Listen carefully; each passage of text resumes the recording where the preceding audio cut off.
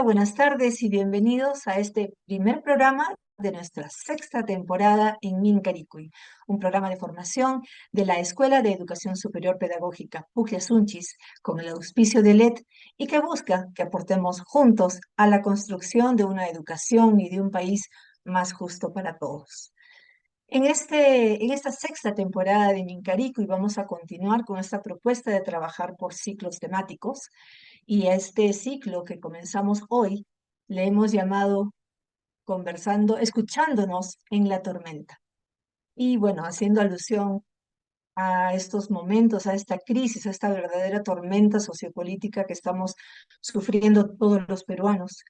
Y hemos decidido empezar con la entrevista y con el tema llamado, bueno, planteándolo como una pregunta: ¿cómo salimos de esta crisis? Y hemos invitado para tratar de darnos respuesta a la pregunta del millón a Manuel Bello.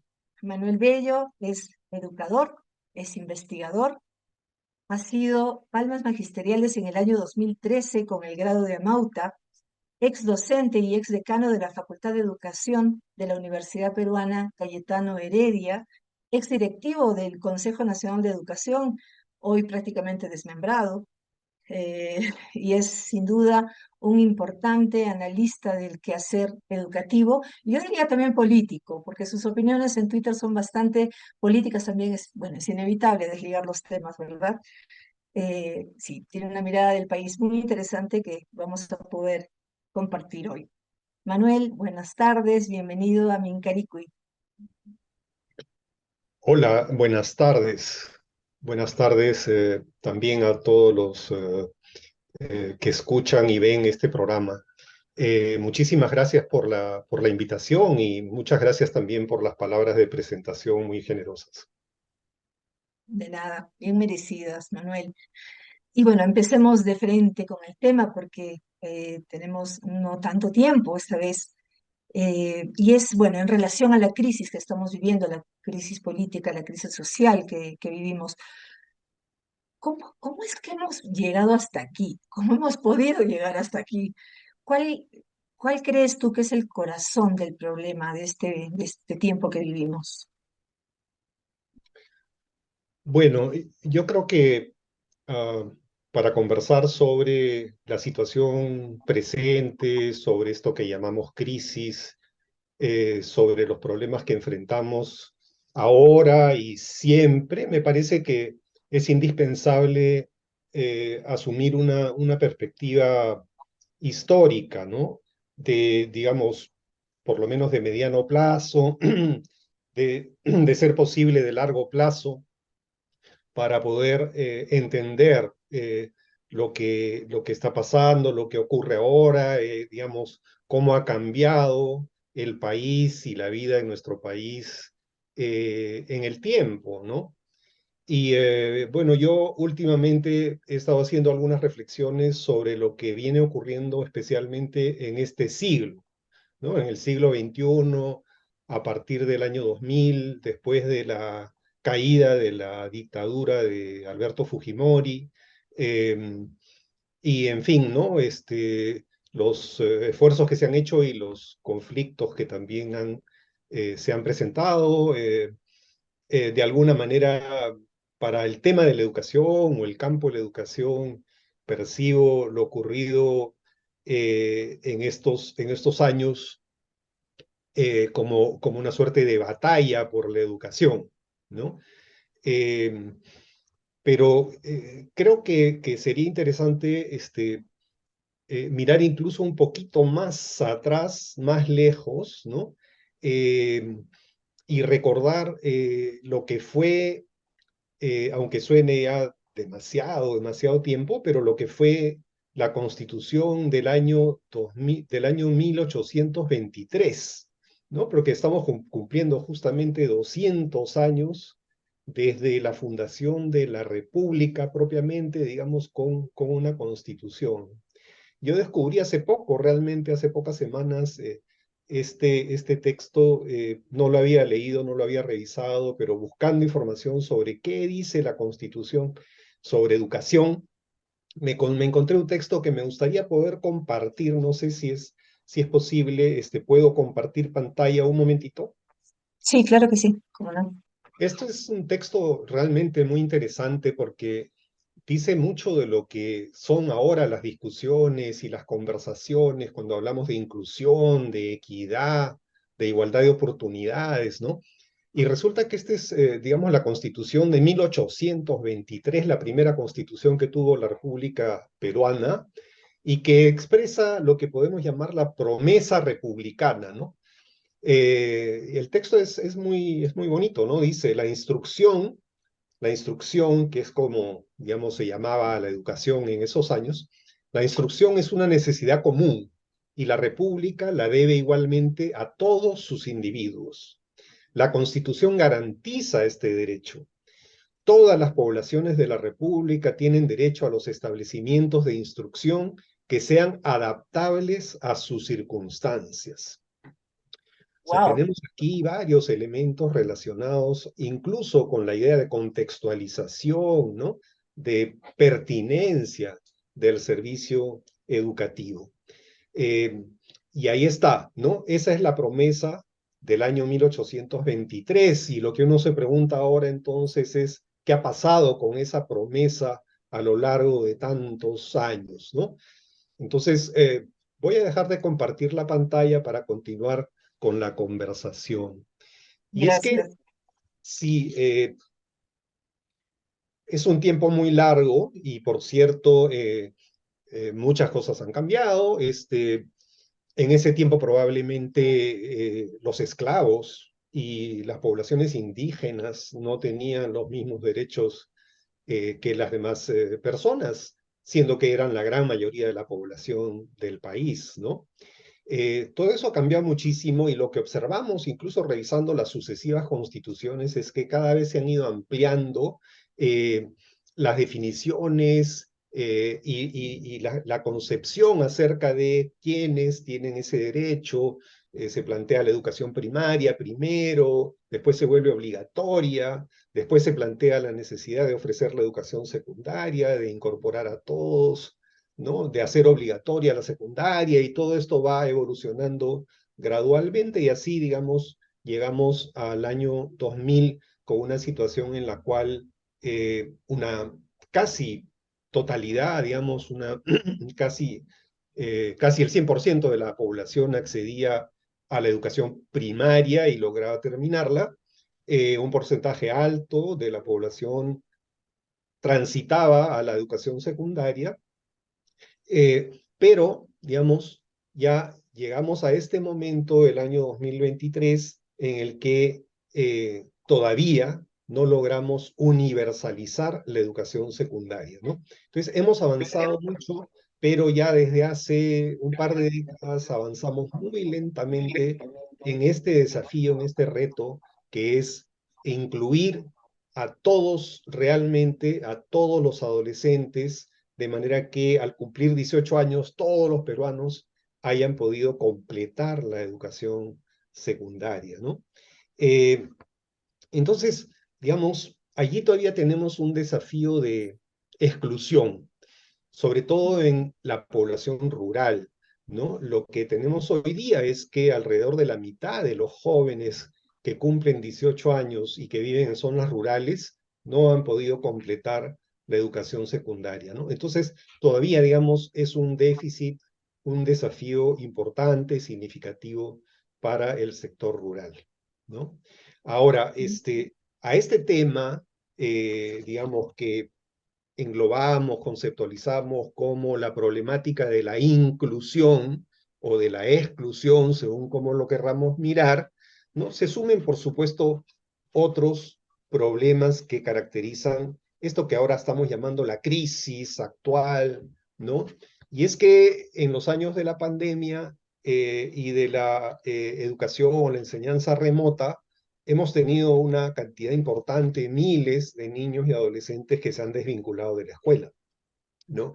Entonces han quedado también excluidos.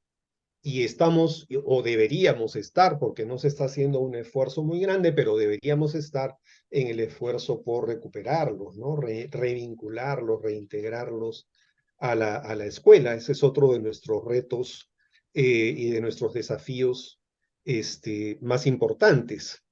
Ahora, ¿qué pasa con la educación superior? ¿No? Aún de los que egresan de la secundaria, solamente 3 o 4 de cada 10 logran acceder a estudios superiores, sea universitarios o estudios técnicos, ¿no? Cuando esa debería ser una posibilidad también para todos, o por lo menos para todos los que quisieran eh, optar por una vida profesional o como técnicos, y no incorporarse inmediatamente, determinada la secundaria, a la vida laboral, ¿no? Al trabajo. Y así como hablamos de exclusión, digamos, tenemos otros desafíos como la desigualdad, ¿no?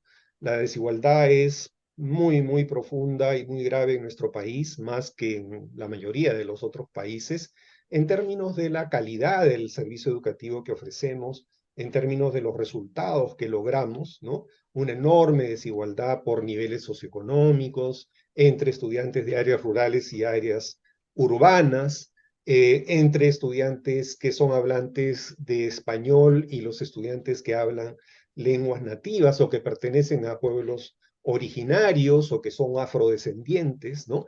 O sea, enormes desigualdades, y ese es otro de nuestros desafíos todavía pendientes a la fecha, ¿verdad?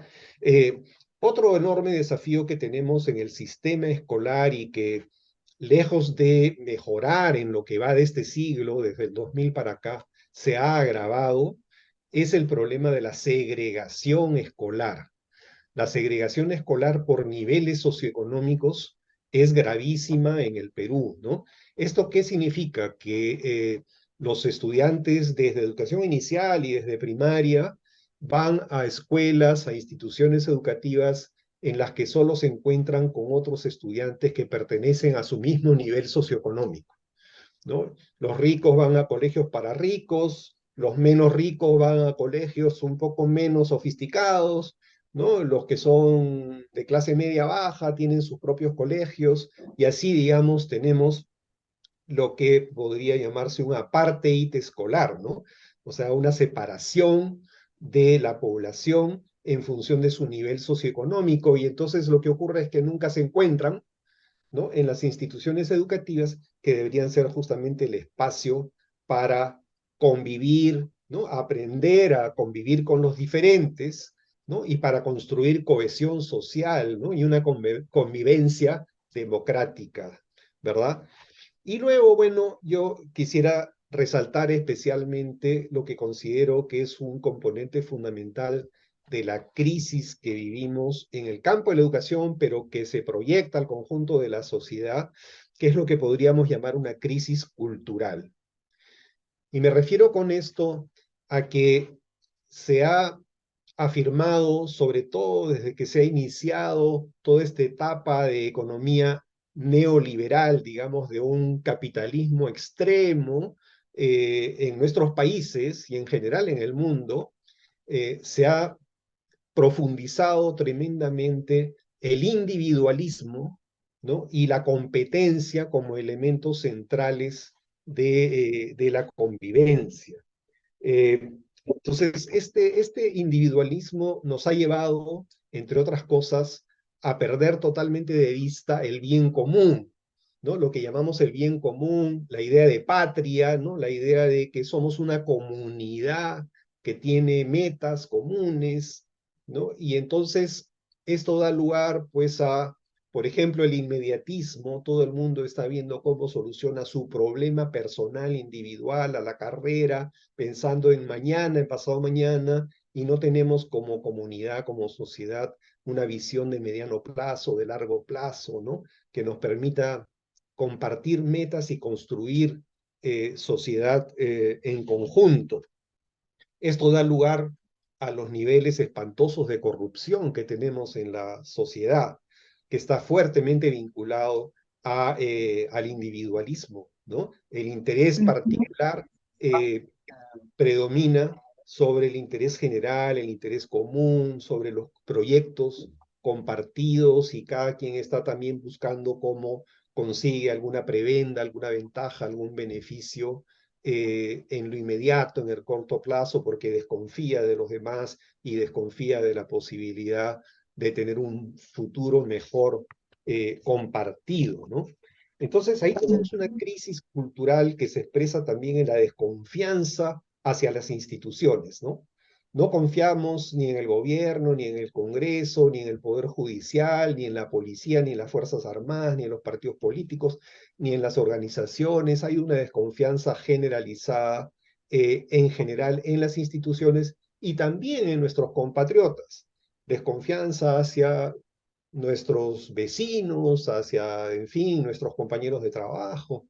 Eh, Mm, ¿No? Entonces, este es un grave problema en el cual, por supuesto, la educación tiene, ha tenido y sigue teniendo un papel importante, aunque, claro, no es todo provocado por las características de la educación. Pero la educación en el Perú, en este momento, es profundamente individualista y se basa de manera preferencial en la competencia como elemento de incentivo, de motivación, de estímulo, lo cual produce, como sabemos, una pequeña cantidad de ganadores y una cantidad enorme de perdedores, ¿no?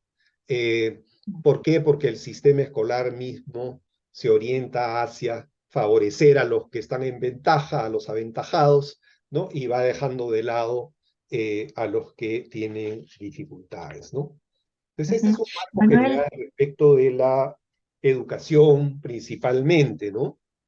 Eh, y, perdóname, a mí y me con esto parece, termino, con sí, esto sí, sí, termino la claro. idea, que todo eso está claramente relacionado con lo que ahora vemos como crisis política y crisis social, ¿no? O sea, no es independiente, ¿no? O sea, lo que vemos en educación y toda esta problemática está también en la salud, está también en el transporte, está también en el mundo laboral cargado de informalidad, ¿no? Está también en la política, ¿no? Y bueno, lo que ahora estamos viviendo como una crisis coyuntural muy aguda, ¿no? Es un poco producto y resultado de todos estos procesos también. ¿Mm? Sí, a mí me fascina cómo lo planteas, porque realmente a partir de la mirada a la educación, estás haciendo el análisis del país, eh, es increíblemente lúcido, ¿no? O sea, estás hablando de exclusión, desigualdad, segregación y una crisis cultural que podríamos llamarle esta pérdida, como dices, de la noción del bien común, ¿no? Ligado a la corrupción, al individualismo, qué sé yo. Y claro, mientras tú estabas haciendo tu exposición, yo realmente lo enlazo a todo, se enlaza a todo, que es lo que acabas de decir también. Perdona que redunde un poco en eso, pero quería fortalecer la idea. Es el corazón del problema. Esa fue la pregunta y lo has respondido de manera muy clara y te lo agradezco mucho, Manuel. Y ahora la siguiente pregunta tiene que ver con lo que estamos viviendo ahorita, ¿no? O sea, cómo nuestro gobierno, porque hablamos de gobierno, no de Estado, está buscando resolver o agravar la situación. ¿Cómo evalúan los pasos que se están dando? ¿Se están dando pasos, dirías tú, hacia solucionar en algo esos problemas tan fuertes, profundos que has mencionado? Bueno, mira, ahí yo también pienso que es importante mirar el proceso, por lo menos de los últimos 20 años o de lo que va de este siglo, ¿no? O sea, lo que nosotros hemos tenido después de la caída de Fujimori, muy al comiencito y por poco tiempo, una suerte de primavera democrática, digamos, ¿no? Donde florecieron muchas ideas vinculadas a la expansión de los derechos de los ciudadanos y de todos los ciudadanos, ¿no es cierto? El enfoque de género, el derecho a una educación intercultural bilingüe, en general el derecho a una educación de mejor calidad, ¿no? Y tuvimos una ley general de educación aprobada en el año 2003, eh, muy democrática, digamos, con una visión muy democrática, participativa, con fines y objetivos muy laudables, muy valiosos, eh, y hemos tenido después, por ejemplo, el Acuerdo Nacional, eh, las políticas de Estado, ¿no? La política de Estado 12 para el caso de la educación, por ejemplo, eh, igualmente muy inclusiva, ¿no? Orientada a la equidad, el proyecto educativo nacional del 2007 hasta el 2021, ¿no? Que se propone también transformar la educación para que sea realmente una educación democrática y para todos y de buena calidad, ¿no es cierto? Y en fin, ¿no? Una serie de iniciativas de ese tipo que van expresando esa búsqueda, digamos, de una mayor democracia y de mayor bienestar para el conjunto de la población, ¿no? Sin embargo, simultáneamente hemos tenido procesos contrarios, ¿no? A este gran proceso, y creo que es importante recordar que en varias de las elecciones que hemos tenido a lo largo de estos años, los resultados al final han sido prácticamente de empate, ¿no? 50%, 50%, ¿no? Entonces, digamos, no es que hayamos tenido una gran mayoría empoderando a un sector político progresista, por llamarlo de alguna manera, digamos, que lleve a cabo, impulse transformaciones, reformas, ¿no? Sino que hemos tenido, digamos, eh, victorias muy ajustadas, ¿no? De este sector político. Y entonces ha habido, pues, desde el Congreso siempre mucha resistencia, ha habido mucha resistencia desde los medios de comunicación más grandes y más fuertes, controlados por sectores más bien de derecha, vinculados a las grandes empresas.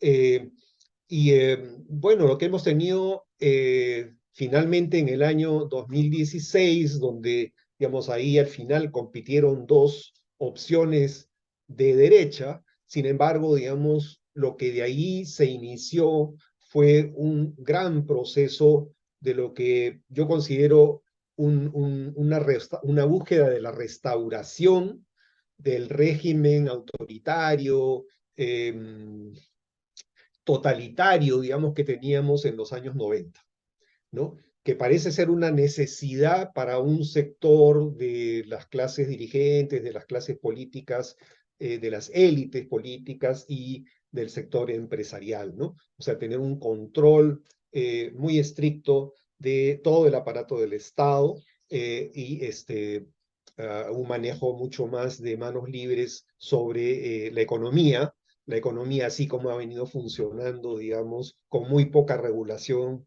del mercado por parte del Estado, con un Estado muy debilitado, muy precario, incapaz de atender, de dar los servicios de salud, de educación con calidad a la población, ¿no? Sin recursos, con mucha corrupción, etcétera, etcétera, ¿no?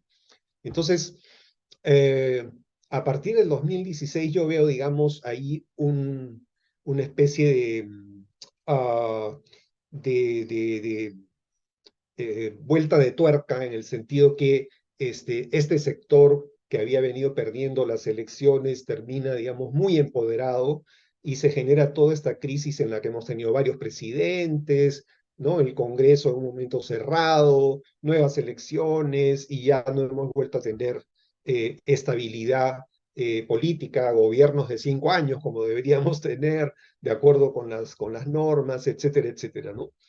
Eh, entonces, digamos, es un proceso en el cual ahora, eh, con lo que yo considero el fracaso del gobierno de Pedro Castillo, ¿no? De este gobierno que se autodefinía como gobierno popular, pero que en realidad no asumió prácticamente ninguna iniciativa de cambio político, de cambio social o de cambio en el modelo económico, sino que mantuvo las cosas tal como venían y pero al mismo tiempo pues cayó en una serie de problemas de corrupción, de desgobierno, de ineptitud, etcétera, etcétera, con lo cual echó a perder, digamos, una oportunidad de avanzar en los cambios para lograr aún mayor democracia y mayor participación y un mayor bienestar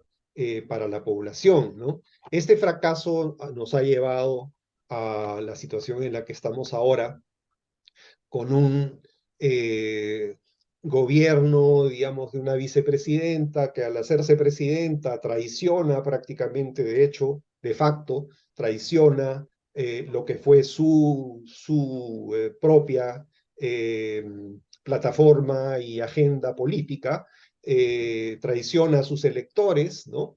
Y se alía con este sector de la derecha más conservadora y más autoritaria, pero que ya venía empoderándose desde muchos años antes, ¿no? Y este sector con Boluarte a la cabeza, digamos, prestando la legalidad a, a, la existencia de este gobierno, eh, avanza en un conjunto de iniciativas que suponen cada vez una mayor acumulación de poder, ¿no?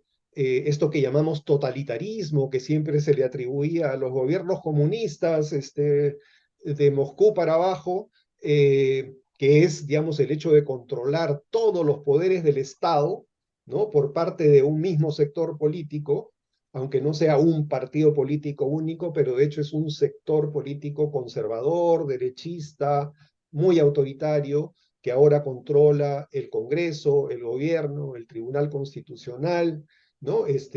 Busca controlar la Defensoría del Pueblo, busca controlar el Jurado Nacional de Elecciones, la OMPE, ¿no? Tiene control sobre la mayor parte de los medios de comunicación y está aliado con las Fuerzas Armadas y las Fuerzas del Orden en general, ¿no? Entonces, eso es totalitarismo, ¿no? Eso es, digamos, la acumulación de todo el poder por parte de un sector político y social, ¿no? Mm. Eso es entonces lo que tenemos ahora, pero está enfrentado a una protesta social en las calles muy fuerte, que si bien ha ido disminuyendo, lo probable es que sea intermitente en las próximas semanas, y a una oposición en la opinión pública enorme, ¿no? 90-91% de la población rechaza al Congreso, no lo aprueba, el 75-76% de la población quiere que la presidenta renuncie y que se convoque elecciones, ¿no? Entonces, las encuestas y la calle están reflejando una resistencia y una reacción de la población que sin embargo no termina siendo suficiente para generar una salida, un cambio, ¿no? Y este gobierno y este régimen están logrando, a mi modo de ver, consolidarse en el control del poder. Mm. Doctora Manuel, ahora que, bueno, justamente estás haciendo estos comentarios, tengo la sensación, y perdónenme que dé una opinión personal, pero eh, es como que se logran cosas y se regresa, ¿no? Se dan pasos y se vuelve atrás, y todo dentro de la legalidad, ¿no? O sea, se termina siendo legal. Eh, no sé si estás de acuerdo con esa idea, pero se logra la SUNEDU, establecer la SUNEDU, ya desapareció la SUNEDU, se avanza en temas de género, se ideologiza la propuesta, en fin, y así innumerables situaciones. Eh, yo quiero creer que así como se hace, se deshace, se puede volver a hacer. ¿Lo sientes así también? Mira, yo soy optimista en el largo plazo, pero soy pesimista en el corto plazo en el Perú en este momento. O sea, yo tengo la impresión de que si bien mucho de lo que viene haciendo este gobierno y este régimen con todos sus aliados en los diferentes poderes del Estado, eh, se mueve en el límite, ¿no? En el límite, en la frontera, como casi en el precipicio entre lo legal y lo no legal. eh, este, se va consolidando y manteniendo sobre la base principalmente del el uso de la fuerza, ¿no? El poder de la represión, de la fuerza y del apoyo de poderes fácticos como son las Fuerzas Armadas, pero también los poderes económicos, ¿no? hay poderes económicos muy grandes y muy fuertes que están obviamente apoyando el que este régimen y esta situación, digamos, se mantenga por el tiempo más largo que se pueda, ¿no? Entonces, claro, volveremos, ¿no?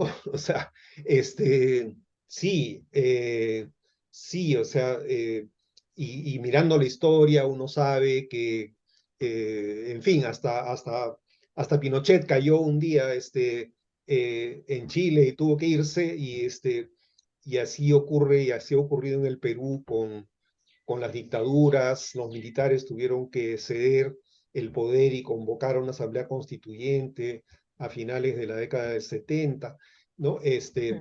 Y así sucederá, ¿no?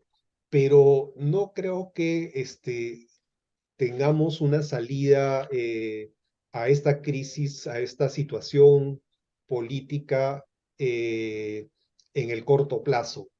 O sea, Ujú, mi impresión es que no hay realmente fuerza suficiente del lado de la oposición, del lado, digamos, de la población, no hay suficiente organización, eh, capacidad de resistencia y de acción colectiva como para compensar el poder que tanto el poder de las fuerzas del orden como el poder, digamos, de los medios y de las grandes empresas, ¿no? Y del propio Estado que está controlado.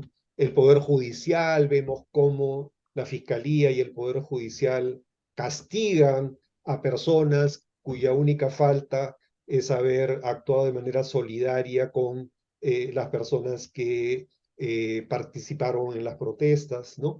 Eh, entonces, digamos, en ese sentido, tengo la impresión de que esto se va a consolidar y que aún en el caso de que tengamos un cambio del presidente del Consejo de Ministros, de algunos ministros, incluso hasta de la propia señora Boluarte, eh, el régimen mismo como tal eh, va, va a continuar. O sea, se va a sostener, ya sea con el presidente del Congreso haciéndose cargo de la presidencia transitoriamente, con unas elecciones en las cuales de algún modo, con el control del Jurado Nacional, de la OMPE, se van a asegurar que no ocurran sorpresas para ellos desagradables, como fue el caso del triunfo de Castillo. eh, y entonces esto va a durar una cierta cantidad de años. Ojalá que me equivoque, pero digamos, eso es lo que veo y por lo tanto, digamos, lo que tenemos que hacer en este tiempo, en estos años, en el campo de la educación en particular, que es mi campo, es plantearnos estrategias de resistencia, eh, estrategias, digamos, que a nivel local, a nivel de la institución educativa, eh, permitan ir avanzando en cambios interesantes, importantes, porque ujú. tenemos una cultura del individualismo y de la competencia muy fuertes que tenemos que transformar si queremos que en el futuro se imponga la idea del bien común. Ujú. Manuel, cerrando un poco ya nuestra entrevista, tú encontraste, identificaste este corazón del problema del momento actual, ¿no? Que históricamente se remonta, más empezaste con la Constitución de 1823, has hablado de exclusión, desigualdad, segregación, crisis cultural ligado a la ausencia de la noción de bien común. Y sí, quisiera preguntarte ya dijiste que a corto plazo no le ves salida. Pensemos a largo plazo. Entonces, ¿cuáles serían las salidas posibles que tenemos como país a estos problemas tan profundos? Mm, bueno, como decía hace un momento, o sea, no veo en el horizonte salidas en el corto plazo que cambien esta situación política, ¿no? O sea, esta disposición que vemos en el gobierno a reprimir con mano dura, a sangre y fuego, con muertos y heridos, no importa, digamos, la imagen que eso genere, digamos, demuestra una voluntad y una disposición a imponerse y a sostener esta situación y este control del Estado a cualquier costa. No hay una disposición, ah, ni menos una voluntad por tratar de restablecer eh, reglas de juego democráticas. Eh, no lo veo, ¿no? Entonces, en educación yo estaba planteándome algunas tareas prioritarias, ¿no? La primera de ellas me parece fundamental, que es defender y reforzar la escuela pública, ¿no? Yo creo que allí tenemos que estar aliados, los docentes, los profesores, digamos, todo el magisterio del sector público, estatal, las familias, los estudiantes, especialmente los adolescentes de la secundaria. Eh, Ahora he visto justo una noticia en Andahuaylas de unos chicos y familias que han tomado un local que está en condiciones desastrosas para exigir que se les brinde una educación mínimamente digna. Eh, y yo creo que por ahí tiene que ir, ¿no? Los adolescentes, los jóvenes, las familias y todos los que estamos en el campo de la educación tenemos que unirnos para defender la escuela pública, porque la escuela pública es la única esperanza que tenemos y la única posibilidad de construir justamente esa cultura del bien común, ¿no? Para lograr equidad, para lograr inclusión, para superar la segregación escolar, para, digamos, construir bienestar para todos. Y si, digamos, empieza a privatizar, como ha anunciado el ministro, la escuela pública, vamos a tener muy graves problemas, ¿no? Eso en primer lugar, entonces, defender la escuela pública. Lo segundo es renovar la pedagogía. A mí me parece indispensable. Ahí tenemos que plantearnos un cambio de paradigmas, pero más allá de lo que se ha planteado en el sentido de que el alumno tiene que ser el centro y el profesor es un orientador, un guía. Más allá de eso, yo creo que frente al individualismo que enfrentamos, tenemos que buscar una pedagogía de la solidaridad, una pedagogía que construya sujetos colectivos en cada salón de clases, en cada aula, en cada escuela.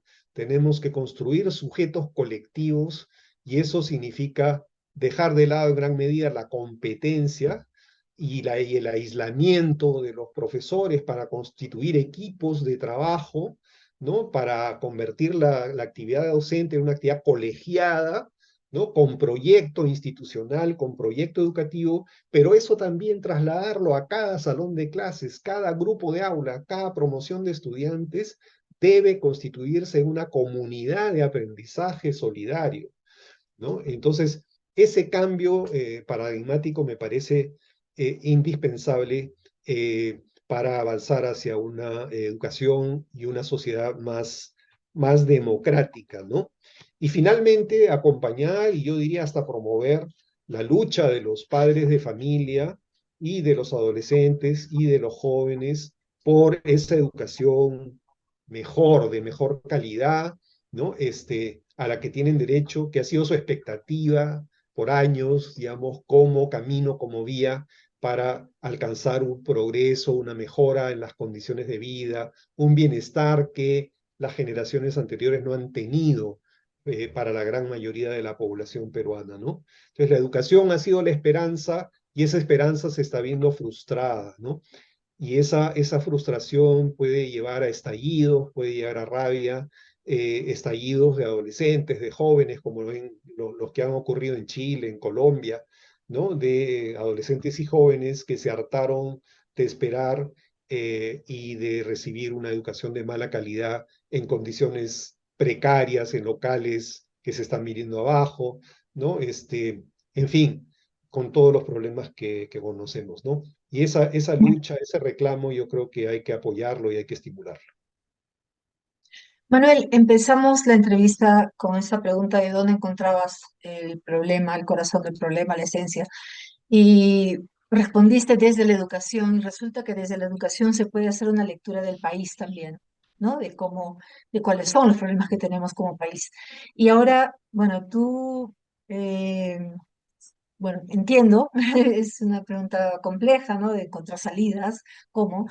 Pero te refieres a la educación y creo que es posible hacer también la otra vía, ¿no? O sea, que a través de la educación podamos encontrar o al menos identificar ciertos caminos de solución y no es, y realmente estoy tomando nota y tiene mucho sentido, ¿no?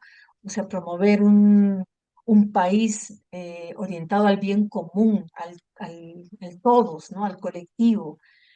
Son sueños, ¿verdad? Pero ¿por qué no? ¿Por qué no? Tú hablas de reforzar la escuela pública y ¿por qué no también pensar en, ok, no es escuela pública solamente, es institución pública y fortalecerlas, ¿no?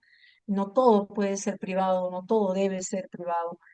Hablas de renovar la pedagogía, ¿no? Ir hacia una pedagogía de la solidaridad y podríamos pensar en un país con la construcción de una ciudadanía solidaria, ¿no? O sea, es una visión de país, es una propuesta, Manuela, que estás haciendo. Y esta lucha de los padres de familia que dices, bueno, pues la lucha de todos, ¿no? Por el país que nos merecemos, ¿no? Eh, sí, que te agradezco, te agradecemos desde Mincarico y por este tiempo, por esta lucidez, Manuel. eh, que vengan tiempos mejores y que te tengamos liderando también el espacio educativo que nos hace falta, ¿no? Muchas gracias por haber estado en Mincaricuy. Muchas gracias por la oportunidad y mi saludo afectuoso y solidario para todos allá. Muchas gracias. Y bien, amigas, amigos, hemos llegado al final de este primer programa de la sexta temporada ya de Mincaricuy. Y siempre recordándoles que este y todos nuestros programas luego son convertidos en un resumen radial de 10 minutos que compartimos vía Radio Inti Raymi y Radio Quillabamba, que están viéndolo en pantalla. Esto para aquellas personas, especialmente docentes, estudiantes de educación y público en general que no tienen mayor acceso a Internet o que no tienen tanto tiempo para ver la entrevista completa también. Igualmente, nuestros programas quedan colgados en nuestro canal de YouTube. Está en la EESP Pugliasunchis y en nuestra página de Facebook también, que es seguramente por donde han accedido a esta entrevista. El próximo viernes vamos a continuar con este ciclo que hemos llamado Escuchándonos en la Tormenta. Vamos a tener una invitada también de lujo. Ella es Virginia Pinares, es una líder femenina de Cotabambas y acaba de ganar un premio, el premio Mama Angélica, que otorga la Coordinadora de Derechos Humanos de nuestro país. Entonces, no se lo pierdan, compartan los enlaces. Muchas gracias por habernos acompañado. Hasta prontito.